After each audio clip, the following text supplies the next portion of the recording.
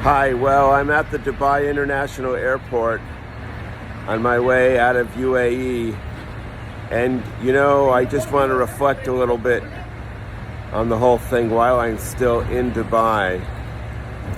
It was a pretty intense experience, and part of what's intense about it is, frankly, Dubai itself and UAE. I'm told this is the world's busiest airport, and that would not surprise me.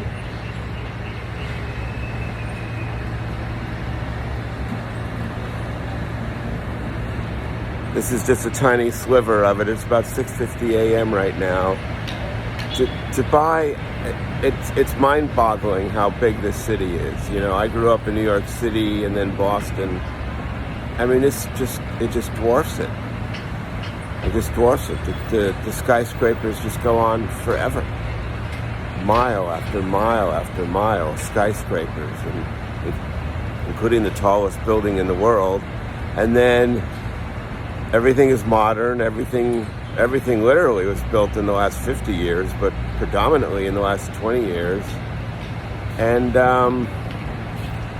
then, of course, it's on the Persian Gulf, and then it's just surrounded with desert. It's just this impossible situation. It's a fantasy. It's like Disneyworld. It's like attempting to make Disneyworld into reality. And the irony is that it could be grassland around here. It could all be grassland. There's not much rain, but you know what? There's enough.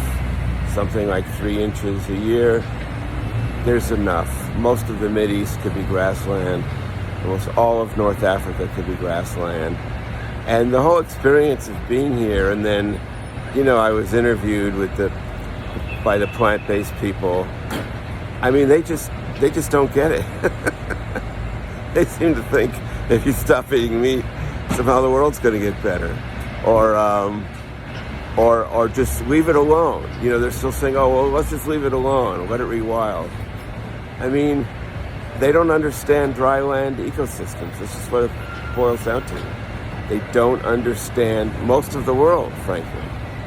Most of the world is a semi-arid or fully arid seasonal rainfall environment that has to have animals. It has to. There's no choice. The land doesn't just come back. It doesn't just rewild. North Africa isn't just going to rewild. The countries around the Persian Gulf aren't going to just rewild. North Mexico, middle of the United States, East Africa, Southern Africa, it's not just going to rewild. And people live there, and people own property. And guess what? They have livestock. Hello? And that livestock can be used to restore soil, to create food security, and to draw down carbon, and to create local cooling. This isn't difficult. And I guess that's just the last thing I wanted to say when I leave this impossible city, Dubai. There is still hope. And we can still reverse global warming. But animals managed holistically have to be front and center in that objective. Front and center. If you aren't starting with the holistic management of ruminants as an essential tool, then you aren't serious about reversing desertification and global warming, in my opinion.